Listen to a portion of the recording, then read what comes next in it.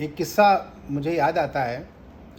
एक जनपद में एक बहुत कुख्यात अपराधी था। तो वो अक्सर मर्डर करने के बाद सिर काट लेता था। उसका नाम मुंडे रखा था लोगों ने, और मुंडे नाम से मशहूर था। वहाँ के पब्लिक में, जनमानस में मुंडे नाम आम तौर से चलता था। वो मुंड काट लेता था, और काटता ही नहीं था, मर्डर करने के बाद खोपड़ी काट करके और उसकी खोपड़ी को सजा देता था कहीं अच्छी तरह से। जैसे कि एक गांव में 3 लोगों का मर्डर किया, और तीनों लोगों की खोपड़ी काट के ले आया, और काटने के बाद वो गांव के बाहर निकलते समय एक प्राइमरी स्कूल था, उसकी एक शौचालय का बना हुआ था, उसकी छत पर उसने तीनों को सजा करके रख दिया, जैसे गांधी जी के 3 बंदर होते हैं। और वो देखने के बाद हर आदमी के अंदर भय और डर और अजीबोगरीब भावना पैदा होती थी। तो इस तरह का टेरर, आतंक पैदा करता था वो। तो उसने फिर इतना हदछुट हो गया था कि मेरी नियुक्ति के पहले उसने एक दरोगा को कचहरी में मार दिया। एक सब इंस्पेक्टर के अलावा एक सिपाही को मारा। बहुत कई क्राइम किए। तो जब मेरी नियुक्ति हुई तो मुझे पता चला कि मुंडे बहुत ही दुर्दांत अपराधी है, और वो पुलिस के हाथ लगता नहीं, और पुलिस वालों को मारता ज़रूर है, और कई घटनाएं ऐसी कर चुका है जिसमें पुलिसकर्मी मारे गए। तो फिर मैंने प्रण लिया, और मेरे उसमें एसपी साहब थे, उन्होंने भी बहुत ज़्यादा मुझे उत्साहित किया। सर ने कहा कि इसको किसी तरह से इसका खात्मा करो। तो मुझे याद है कि मैं उसके पीछे पड़ गया। मैंने कई दिन तक, मुझे याद है कि मैं घर नहीं आता था। उसके चक्कर में मैं जंगल जंगल और खेतों खेतों घूमता था, और अक्सर वहीं कहीं फार्म हाउस पे रुक जाऊं, कहीं कहीं कुछ। मैं उसको ये पता चल गया कि मेरे पीछे ये अधिकारी पड़ गया है। तो कई बार वो बगल के जनपद में चला जाता था या कहीं और चला जाता था, लेकिन मेरा ये मानना था कि अगर मेरा पब्लिक से बहुत अच्छा रैपो हो जाएगा तो किसी न किसी दिन ये हमारे हाथ आएगा। और एग्जैक्टली शायद मुझे लगता है 2 महीने हुआ मैंने संकल्प लिया था, और 2 महीने में शायद 2 ही 3 दिन बचे हुए थे, और वो रात आई जिस दिन जिसका मैं इंतज़ार कर रहा था। 2 महीने का जो मेरा जनसंपर्क अभियान था, जो मैंने बहुत सारे लोगों के साथ गन्ना चूसा था, खेत में बैठा था, उनके साथ मैंने उनके ट्यूबवेल पे स्नान किया था, तो उसका परिणाम ये निकला कि लोगों से बहुत मोहब्बत हो गई। बच्चा बच्चा मेरे बारे में जान गया। तो वो लोग छोटी छोटी बातों की सूचना मुझे देने लगे कि इसका मूवमेंट यहाँ है, इधर जा रहा था, उधर जा रहा था, वहाँ देखा गया।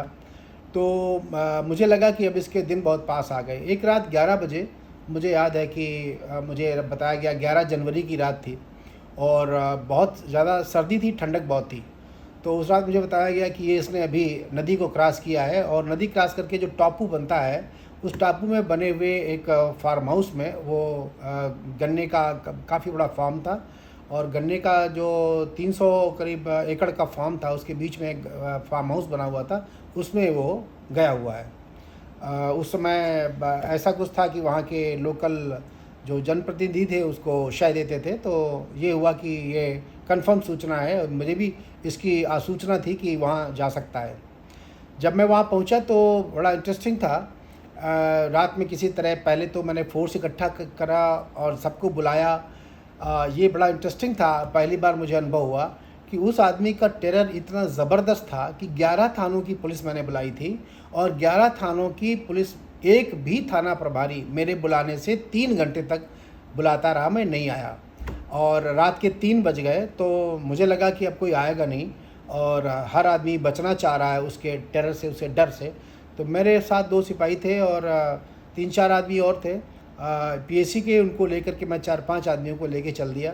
नदी का पानी बहुत ठंडा था, किसी तरह से उसको नाव में बैठ के और क्रॉस किया गया। और वो नाव क्रॉस करके हम लोग उधर गए, टापू में गए। तो उस टापू में जब चल के पहुँचे वहाँ पर, तो वहाँ करीब 5 जोड़ी चप्पलें पड़ी हुई थी। तो ऐसा लग रहा था कि ये चप्पलें पड़ी हुई हैं, आदमी कोई नहीं है।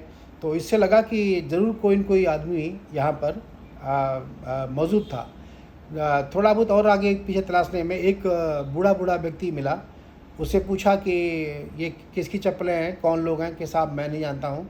थोड़ा सा उसको डरते ही उसने बता दिया कि ये फलाना है। जिस आदमी की मैं तलाश में था वो कंफर्म हो गया कि वो भी है। तो मेरे द्वारा पूछा गया कि वो गया कहाँ? तो उसने कहा कि सर दिशा बताई उसने उंगली से कि इस दिशा में गया हुआ है। तो उस आदमी को, बुड्ढे को हम लोगों ने साथ ले लिया और हम लोग थोड़ा आगे चले। गन्ने के अंदर चूँकि आवाज़ आ रही थी और रात का समय था और वो तुरंत अपने साथ में एक रॉकेट लॉन्चर टाइप का हथियार रखता था।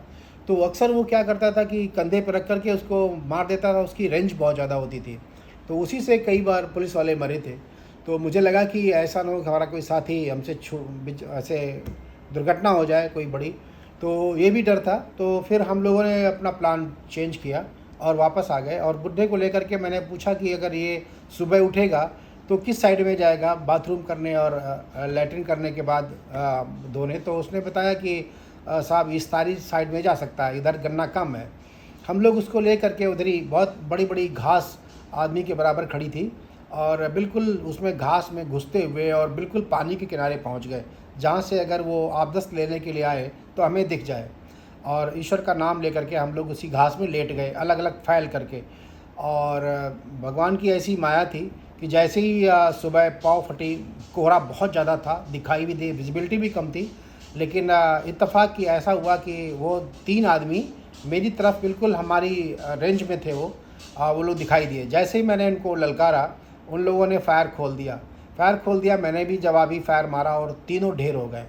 उन तीनों ढेर हो गए। तो जब मर गए तो बाकी जो 4-5 और थे, उन पर फायरिंग हमारी बाकी पुलिस टीम करती रही। उनके काफ़ी खून बह रहा था ज़मीन में जगह जगह, लेकिन जब पाँव अलग हुई 2-3 घंटे बाद, थोड़ा सा कोहरा छटा तो जगह जगह खून गिरा हुआ था, लेकिन वो लोग नहीं मिले। और वो 3 आदमी जो मैंने जिन पे फायर किया था, वो तीनों लुढ़के हुए पड़े हुए थे। तो मैंने सोचा कि ऐसा तो नहीं कि कोई गलत आदमी मर गया है, तो बड़ा प्रॉब्लम भी हो सकती है। तो उससे, बुड्ढे से पूछा मैंने ये कौन है? उसने कहा ये मुंडे है। ये सुनकर के इतनी खुशी हुई कि जिसके लिए मैं इतनी मेहनत कर रहा था वो आदमी मेरे हाथ लग गया। और बाकी लोग कौन कौन है साहब, मैं नहीं जानता। इसके बाद मैंने उस समय मोबाइल नहीं हुआ करता था, पुरानी बात है। तो मैंने आरटी सेट से सूचना दिया, हमारे वरिष्ठ अधिकारी सब पहुँचे और उसके बाद पब्लिक को, जिसको इसको मालूम हुआ, तो वो सब लोग नदी तैर तैर के, क्रॉस कर के, और वहाँ पर कम से कम 10,000 की भीड़ लग गई। जहाँ सुनसान जगह पे एक भी आदमी नहीं होता था, वहाँ 10,000 आदमी करीब था, उसको देखने के लिए कि वो कैसा लगता है, कैसा आदमी है। उस मुंडे को देखने के लिए। और जो मेरे आश्चर्य की सीमा तब नहीं रही जब उसके साथ 2 और जो मरे थे, वो भी 2 कम से कम 50-50 क्राइम किए हुए बहुत कुख्यात डकैत थे। तो ईश्वर के सहारे बहुत अच्छे तीनों अपराधी मारे गए। ये घटना मुझे हमेशा याद आती है। उसके बाद मुझे याद आता है कि किस तरह से इनाम पाने वालों की लिए होड़ लग गई पुलिस वालों की। और भगवान जाने, रात में मुझे इतना दुख हुआ कि कोई बुलाने से भी उसके मारे डर की वजह से, आतंक की वजह से, किसी थाना प्रभारी तक की हिम्मत नहीं पड़ी कि जो मेरा साथ देता। तो ये घटना जब कभी मैं याद करता हूँ तो मुझे पुलिस डिपार्टमेंट की कई अच्छे पुराने खट्टे मीठे अनुभव और कई तरह के रंग याद आते हैं। लेकिन वो दुर्दांत अपराधी का खात्मा हुआ। उसके बाद मुझे लगता है कि कम से कम उस ज़िले में 100 समारोह हुए होंगे। और उस समय की मुझे लगता है कि कम से कम 100 सालें तो मेरे पास होंगी ही। लोगों ने शाल उड़ा उड़ा के मेरा अभिनंदन किया और बहुत बड़े पैमाने पर ढेर सारे प्रधानों ने, ढेर सारी जनता ने मेरा इतना सम्मान शायद जीवन में कभी नहीं हुआ जितना सम्मान उस मुंडे के खात्मे से हुआ। पब्लिक वास्तव में खुश होती है अगर कोई सही अपराधी ख़त्म होता है। तो ये मैंने महसूस किया और पुलिस की बहुत तारीफ़ होती है।